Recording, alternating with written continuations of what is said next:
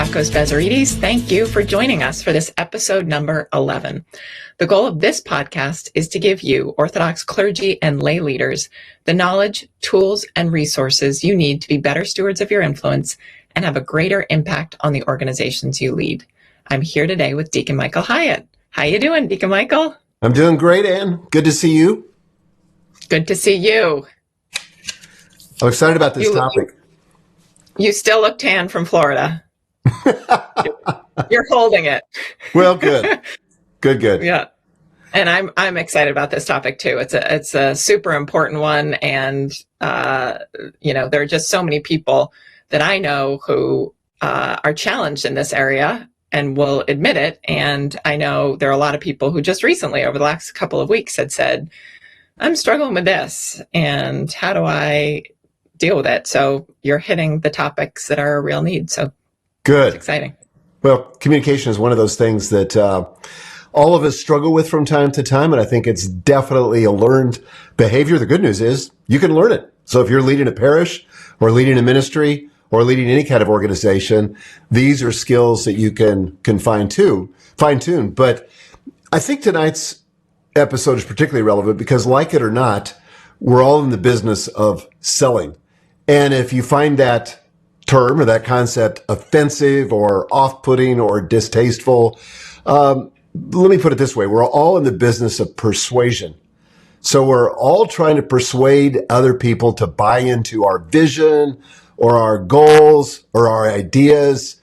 We're trying to sell a point of view, or we're trying to get them to buy into living an Orthodox way of life, or maybe supporting our parish with their time, money, and treasure, or our programs and various campaigns.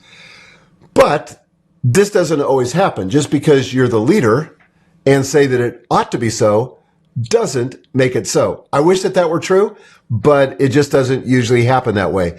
Usually, you get some resistance. People can resist, or worse, they just don't engage.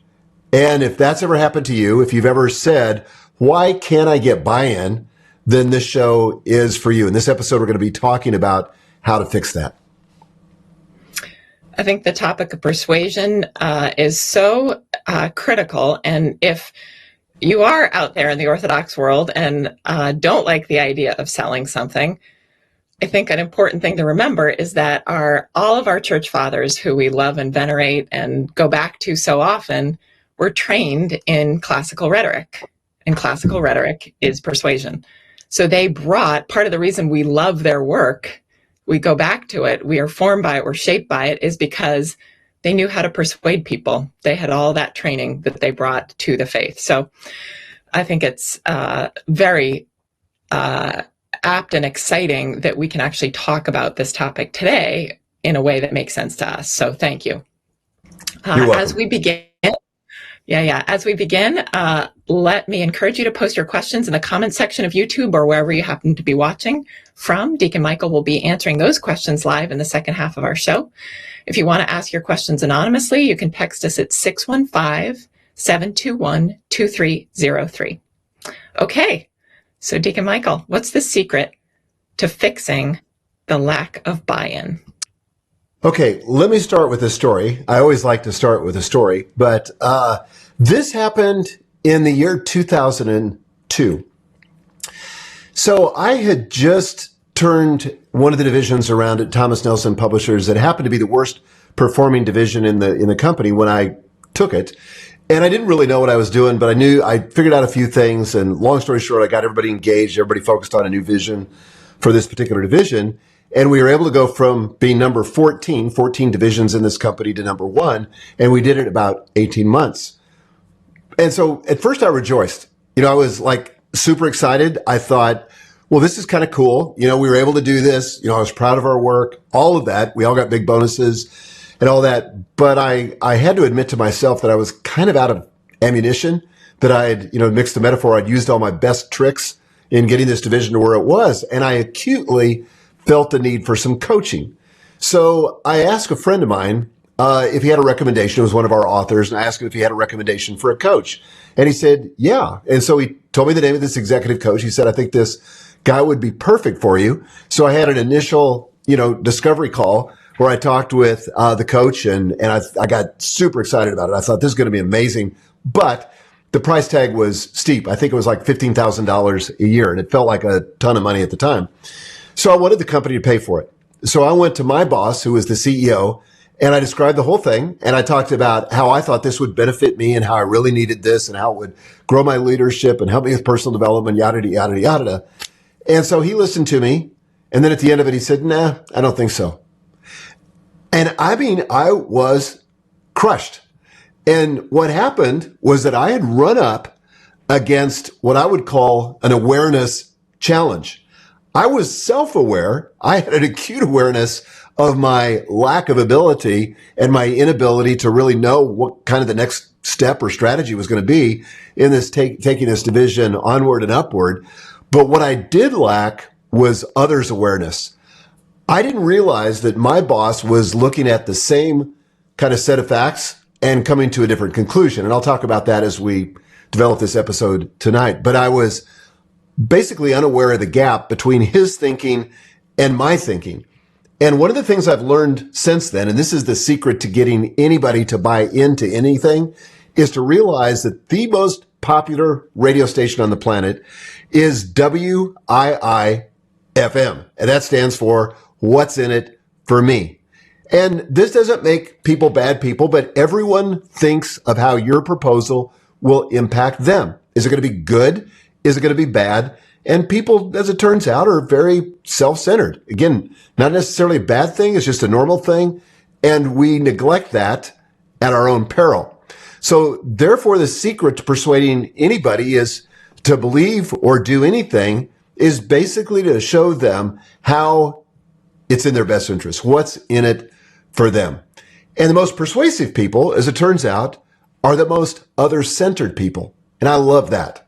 So author and speaker Zig Ziglar once said, you can get whatever you want as long as you help enough people get what they want. So practically speaking, that's what we're going to be talking about in this episode. Wow, that's a powerful quote. I love it. Okay, so practically speaking, how do we do that? Well, as you have probably guessed, I have a framework for that. And there are actually 5 building blocks for more persuasive communication. 5 building blocks. Awesome. Okay. Take us through them. What's the first one? All right. The first one, building block number 1, is put them in the picture. So here's what I mean by that.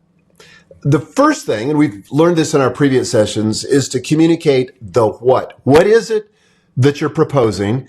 And you've got to be clear and you have to be explicit. You know, that's kind of that whole 4 or 2 by 2 quadrant thing that we did on the clarity matrix. So I did that well when I pitched my boss on the idea of letting me hire an executive coach. I was clear what I wanted and how it would benefit me. However, I was not clear about how it would benefit him. Now, I didn't intend to be self-centered, Ann, but I was. I was focused on my own needs, not his. And I was there to serve him, not the other way around. So naturally, everybody's preoccupied with their own needs. And this was true of my boss. It's true of most people that you want to persuade. You might as well just get used to it and assume that. And as a result, if you're going to sell anything to anybody, if you're going to create buy-in, and I'm talking about deep commitment, personal buy-in to whatever it is that you're selling or advocating for, you've got to show people what's in it for them.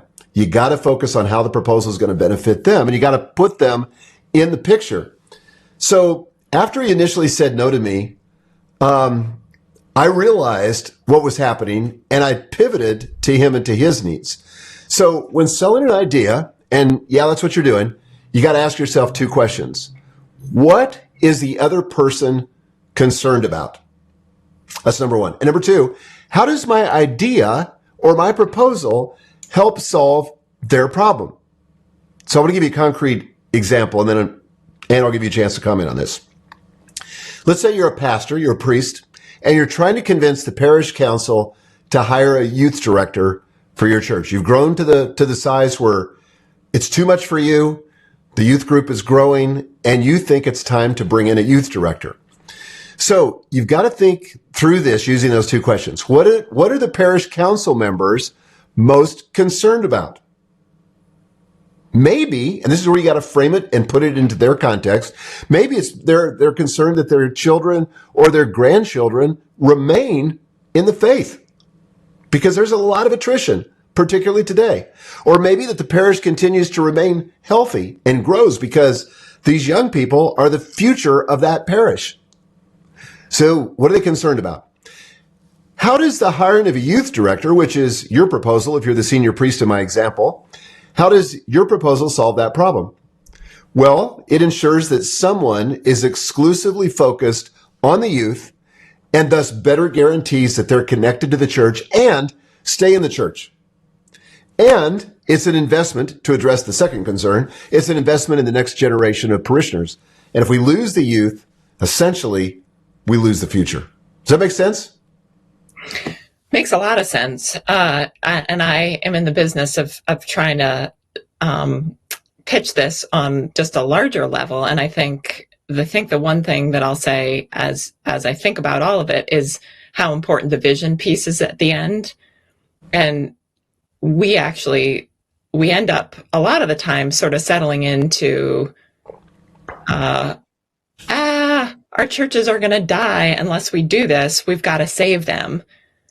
And we always have to go bigger than that because it's really not about saving individual parishes. It's about the salvation of the young people.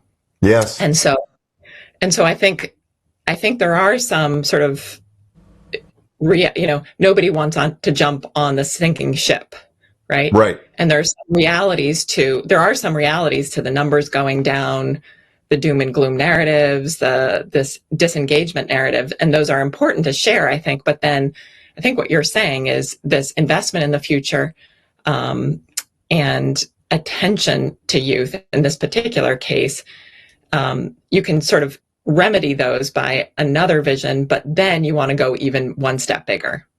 Yes. Yeah, you've got to get people to imagine a better future. It's not enough just to try to scare them. And by the way, this is a common technique in persuasion, and it's common because it works, and that is using fear. But honestly, I hate it. There's some that's legitimate, but I think that's a bell that we ring too much, and people eventually just turn it off. And that's why, for example, in the news media, why the news has to keep getting scarier and scarier and scarier because people stop clicking. And so, it just keeps pushing everybody to the extremes.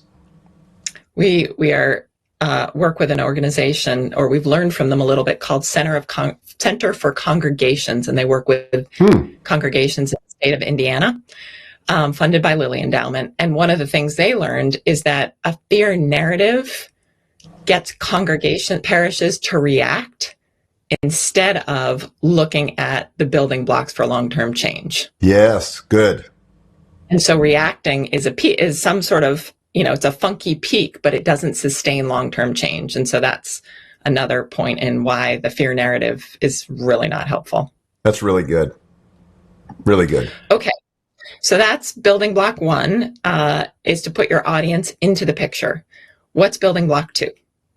Okay. And let me just say, as I jump into this, if you guys have a question as we're going along here, don't hesitate to drop it into the comments. If you could put a Q and then a colon mark and then your question, that would help us as we scan back through the questions here in a minute.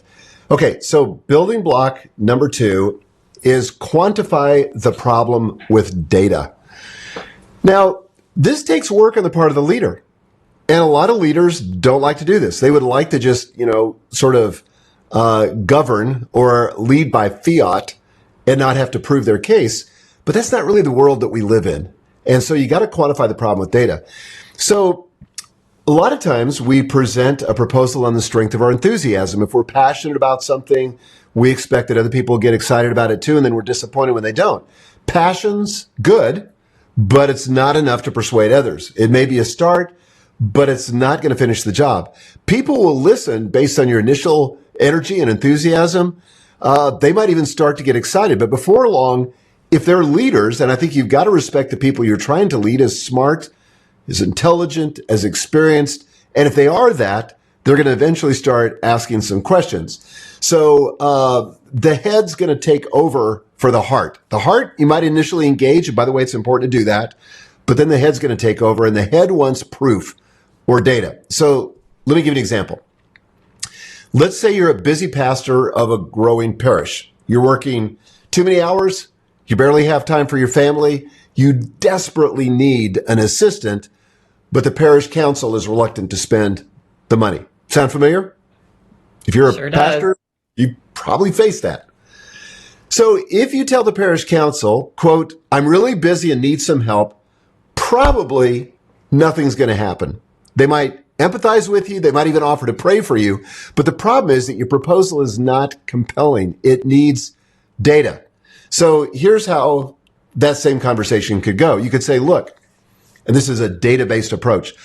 I've tracked my time for 3 months, and I'm working 70 hours a week on average. I'm spending 15 to 20 hours a week on low leverage administrative work, like scheduling appointments, routine correspondence, creating and copying the weekly bulletin, etc. If I had a part-time assistant to do this work, I could spend more time on preparing my homilies, hearing confessions, visiting shut-ins, meeting with inquirers, and leading the faithful. And this would more directly benefit you and the members of our parish. So again, you see the flip. I'm putting it in the frame of reference of the person who's being called upon to make the decision. So let me just give you a couple of tips for using data effectively. First of all, choose facts and statistics to present a snapshot of the problem or include a comparison if possible. Okay, so this is like a completely different example, but here's one, and this comes from the Pew Research Center. The Orthodox Christian population of the world continues to decline. For example, according to the Pew Research Center, just 12% of Christians around the world are Orthodox, compared with an estimated 20% a century ago. And 4% of the total global population is Orthodox, compared with an estimated 7% in 1910. So maybe I'm using that as proof that we need to do something, but that's the kind of data-driven proof that we might need. Second, highlight any trends to show the impact. This is where you kind of have to connect the dots for people. So you might say, for example, the worst part is, and I'm totally making this part up, okay? So don't take this as fact. This is for the sake of illustration. The worst part is that in the last decade, this decline has accelerated. If it continues, less than 1% of the total global population will be Orthodox in less than 50 years. Number 3, present charts and graphs one at a time and highlight one piece of key information. The problem with most graphs and most slide decks, the problem with most diagrams or charts, is they're way too complicated and people don't know what to focus on.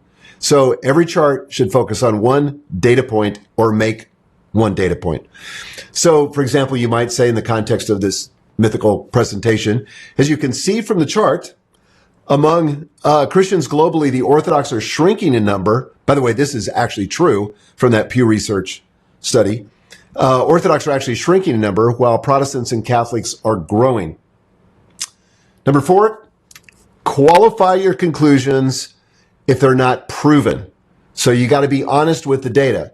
So for example, you might say, if these numbers are accurate, it's likely your children and grandchildren won't remain Orthodox. So this is kind of, we're drawing out the trend. We're showing where it could lead.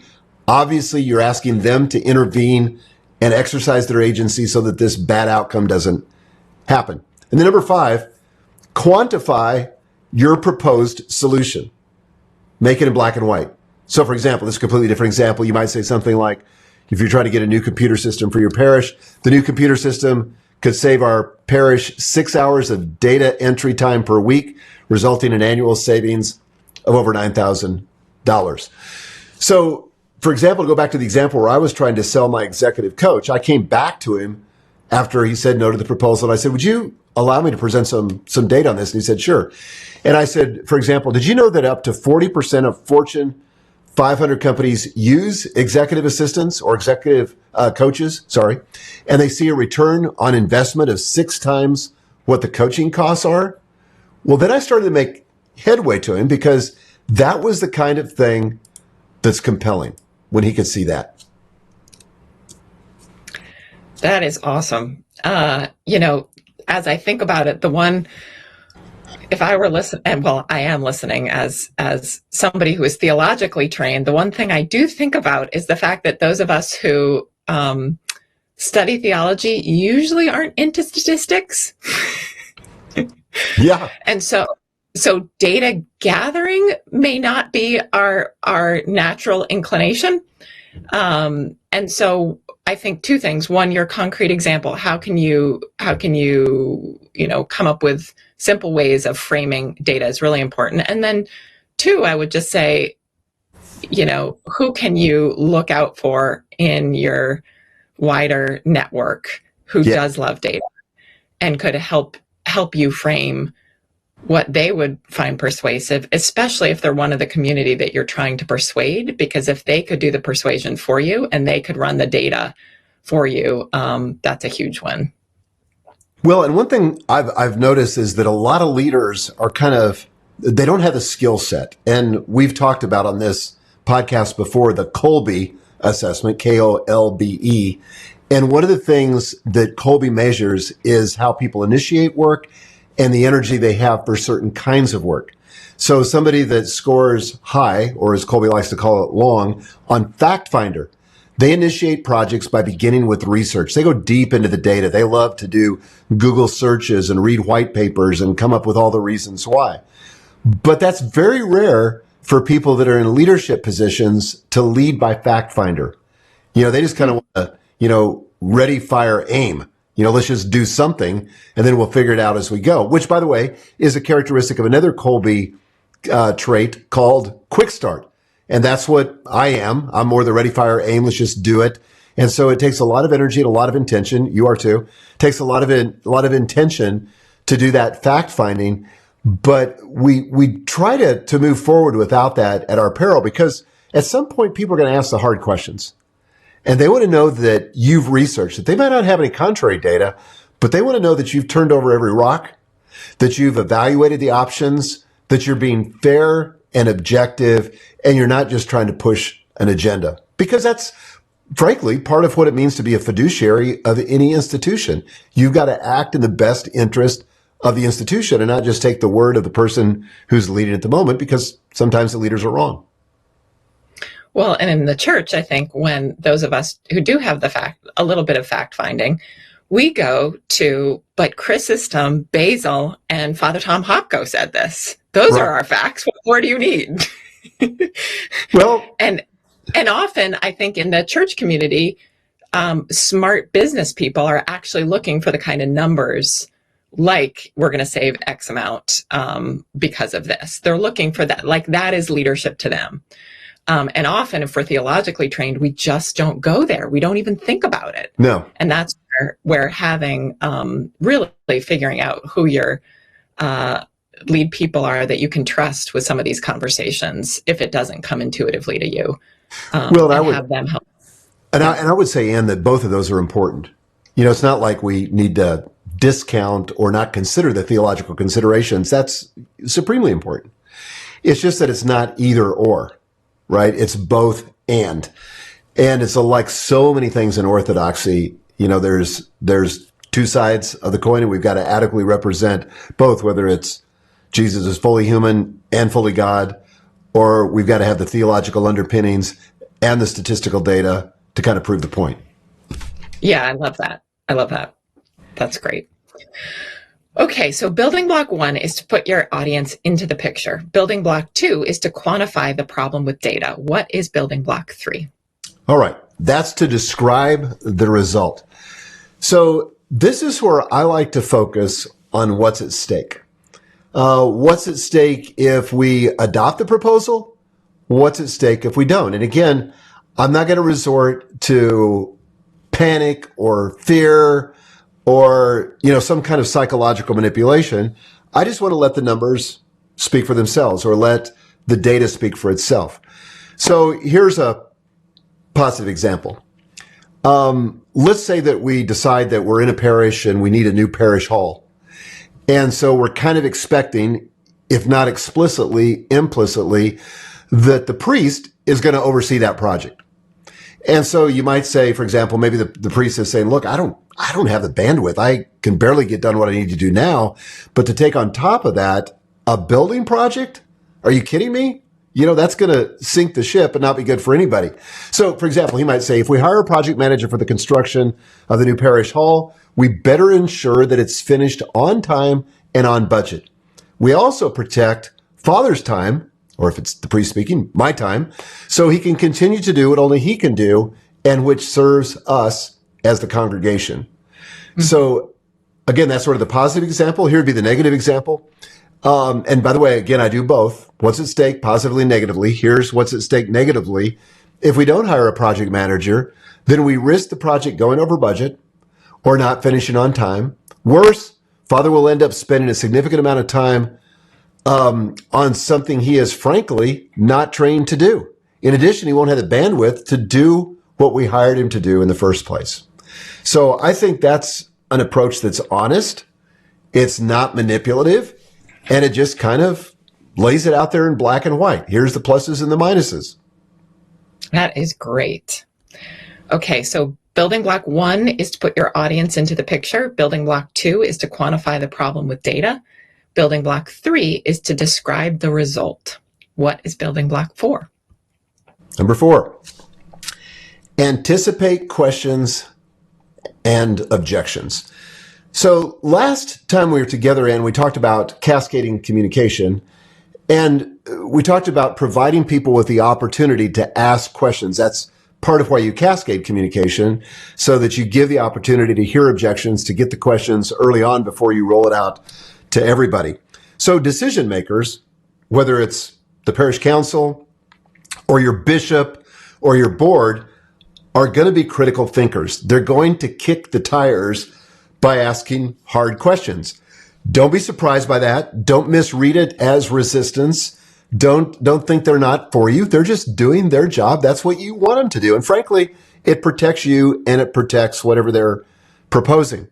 So to prepare for this, I would suggest about 4 steps. First of all, write out your talking points. We talked about this last week, but I can't emphasize it enough. You can't afford to wing it, especially if it's an important project. You want a well thought out, logical, sequential presentation.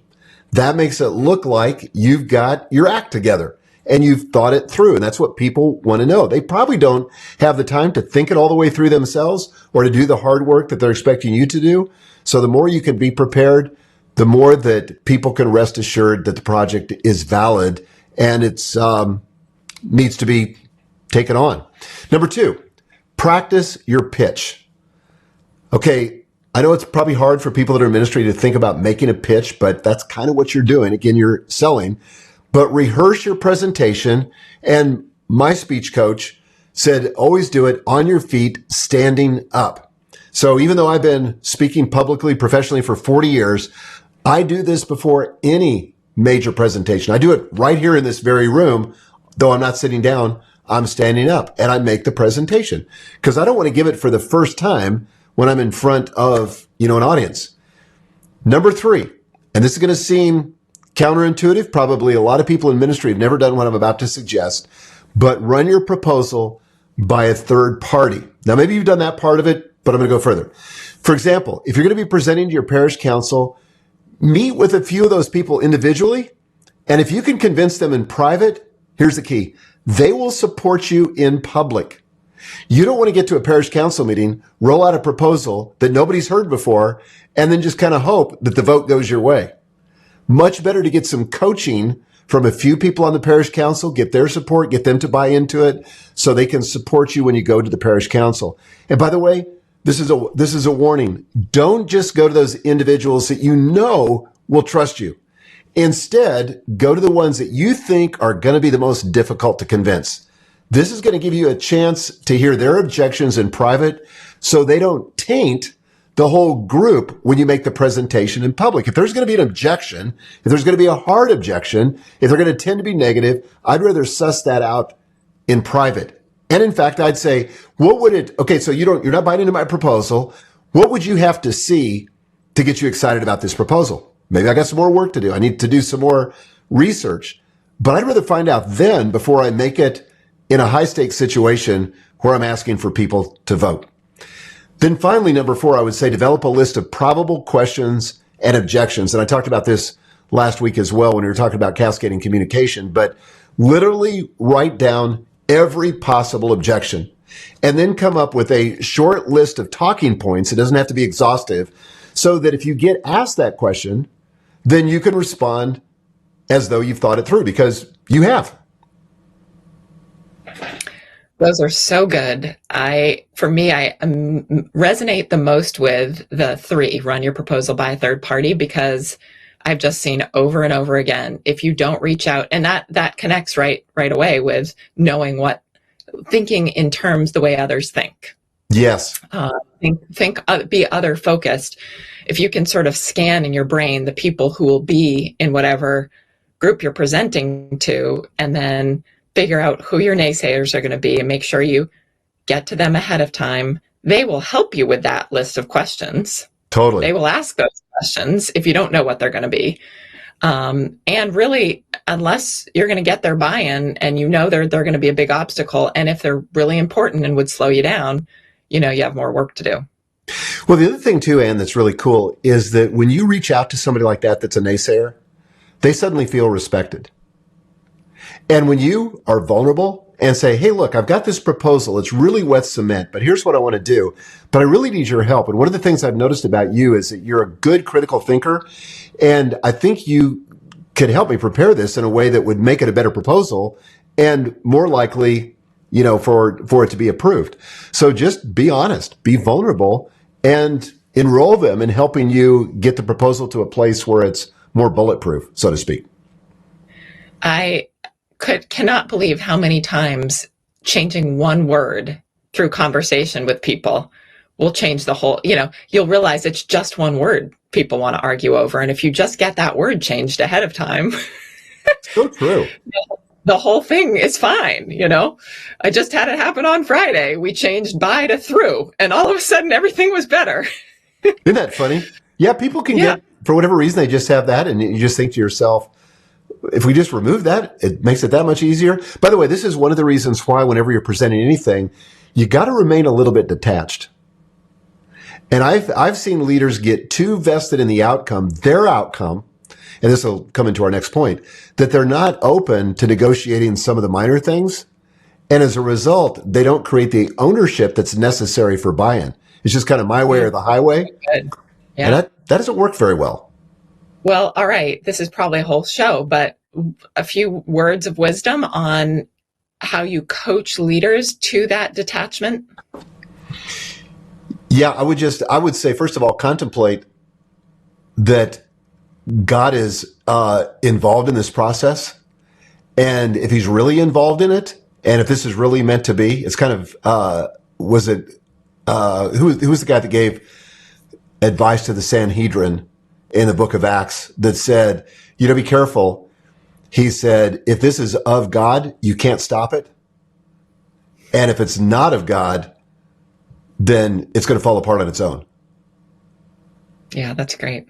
Yeah. So I think you just got to say to people, you got to say to priests or ministry leaders, look, you just got to be a little bit detached, because maybe God's not in this. And part of the process, and I was going to actually leave these for my final points I want to make, conciliarity is messy.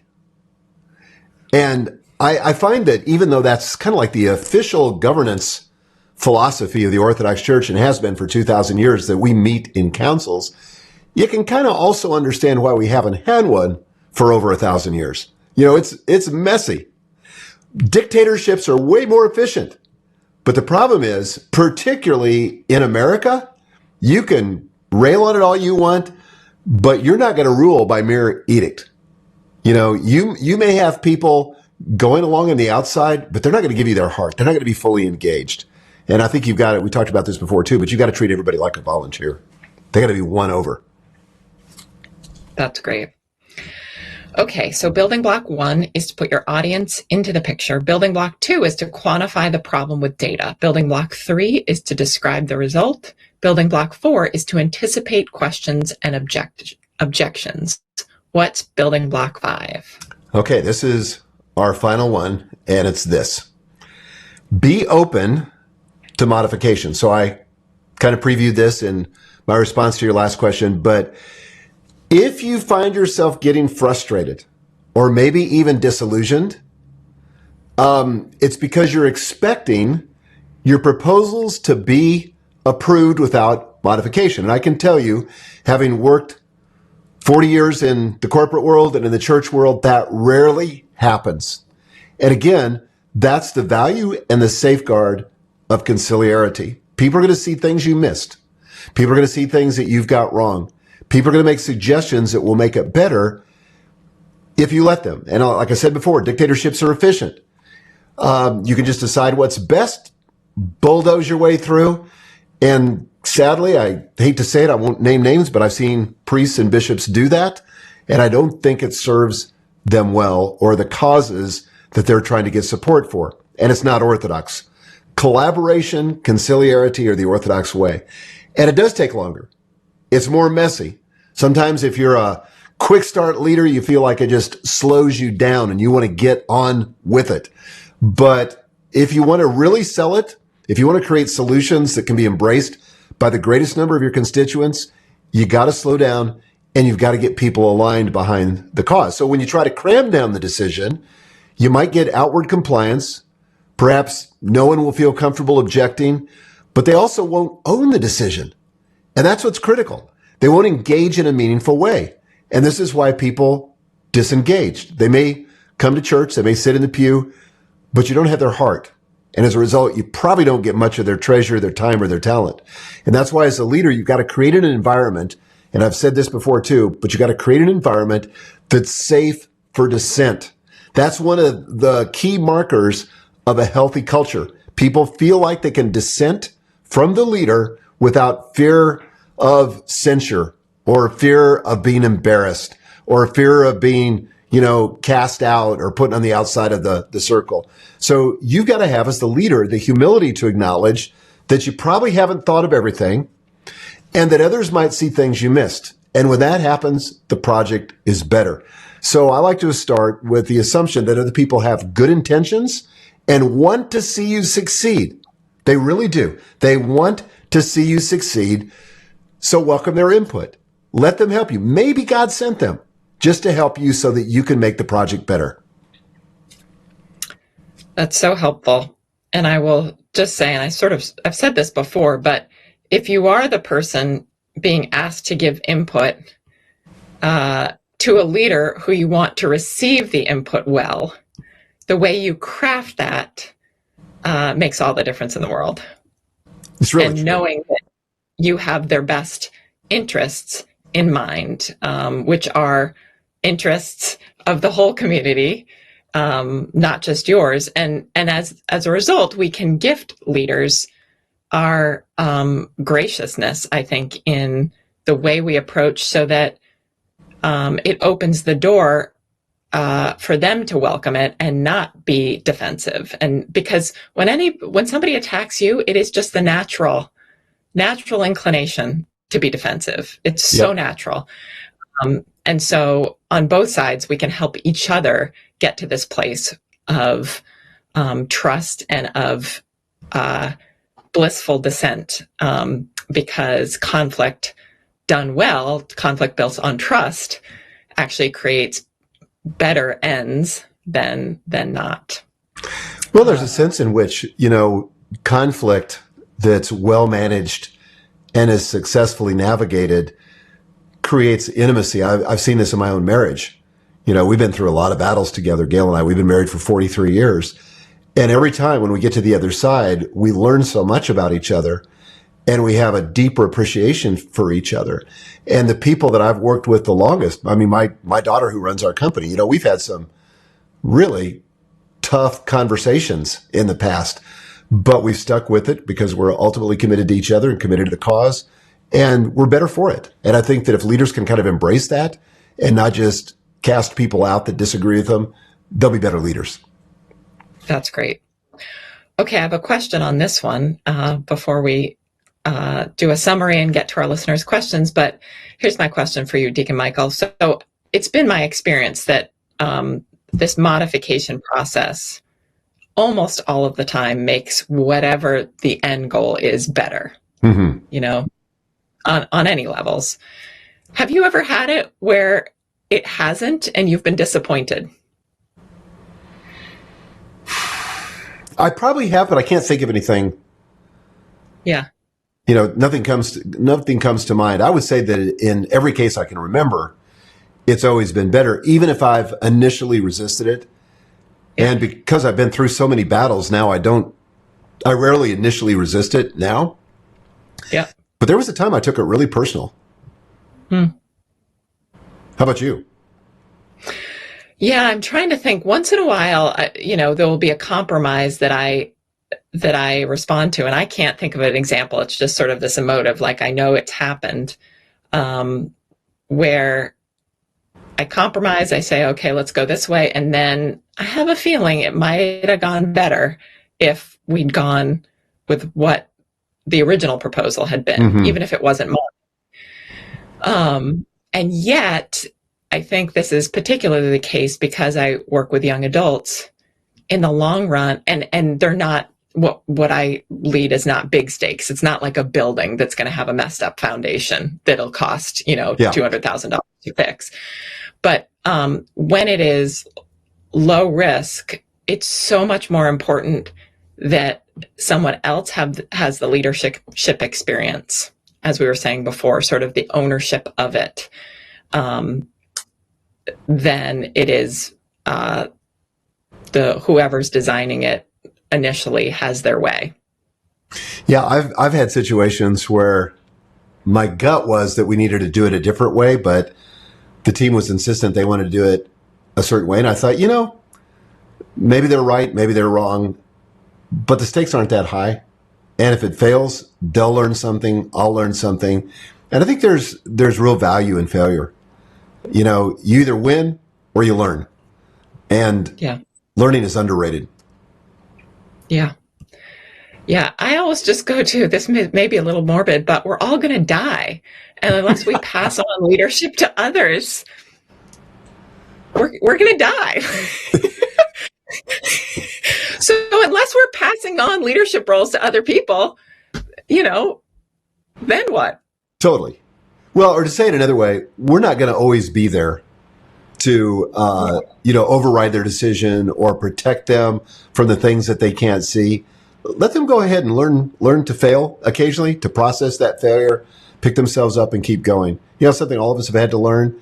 And when you can learn to process failure in a powerful way, you could become unstoppable, you know, because you can't, that's like some people's worst nightmare is failure. But if you can learn to not be afraid of that, who knows what we can accomplish.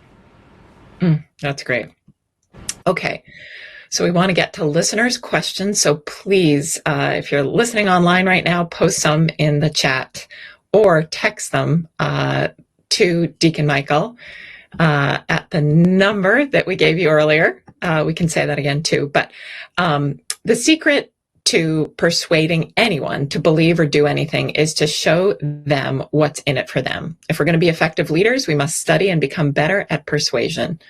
Deacon Michael, you shared with us the 5 building blocks of communication, and they are: building block 1, put them, your audience, into the picture. Building block 2, quantify the problem with data. Building block 3, describe the result. Building block 4, anticipate questions and objections. And building block 5, be open to modification. Okay, with that, let's take some questions. Again, if you have a question or even a comment, just post it in the comment section below. I'm trying to scroll back up through the comments and see if we've got any questions. I'm not sure we do. Do you see any? I don't know. I don't think I do. Well, that's okay. Here's a comment. Yeah. Yes, a comment sort of resonating with what you were saying. Someone saying, in my life, I always get the most when I let my weakness show to the person in front of me. Yes. Isn't that counterintuitive, though? It really is. We want to appear strong and not let our guard down. And I think that it's easy if you've been hurt to do that, but it won't serve you as a leader. And I think the more vulnerable you can be, the better. And I think this is where our Lord is a great example. As simple a thing as him saying, "I thirst," or saying to the woman at the well, to ask her to draw him some water. He had a need. Yeah. Yeah. Nothing wrong with that. We have a great question here, actually. If it is a charitable cause, Michelle Mann asks, if it is a charitable cause, how can the what's in it for them be addressed? Great question. So I get this at St. Vlad's Seminary, as we're talking about donors, and, it seems like we're just asking them for money. But people don't just give to meet our needs. There's something in it for them, too. One of the things that high net worth individuals have a need for, they have a need to be sure, or to make sure that their life is counting, that they're contributing to a cause. The contribution is one of the basic human needs, the need to feel like you're making a contribution. And when we ask people for money for our cause, for a charitable cause, it's not just we who are on the receiving end. The people who are giving the money are on the receiving end too. They're essentially making a trade. They're giving up their money for a sense of participation, a sense of making meaningful change, a sense of having a role in the success of that project. People give for their own reasons, but I think that we have to understand it's not just a one-way street. There's a transaction there, and both parties are benefiting from it. That's great. Okay. Here is one that is a big, broad one. And this is from David Galloway. What's the most common mistake people make when they start to lead for the first time? How do they get past that mistake? David, I keep coming back to this one, and I'll put your question up here. I keep coming back to this one, is self-awareness. That's why we started the Orthodox Leader live streaming project with this whole series on self-awareness. I think it's really tough to develop, but I think we've got to develop more self-awareness in terms of what our strengths and our gifts are, but also in terms of our weaknesses and where we're susceptible to temptation and so forth. So I think when we're not aware of our awareness, when we just assume, we make all kinds of mistakes. So I would say self-awareness, or lack of. Yeah. All right. Okay. Well, we are grateful to have you pour in some good wisdom to all of us listening tonight, Deacon Michael. Thank you, Anne. We are wrapping up. We are appreciative for everyone who joined us tonight. We will be back here again, God willing, next week at the same time. We plan to discuss confusion about outcomes. This problem arises when there's not a clear system for capturing and disseminating information, especially after meetings.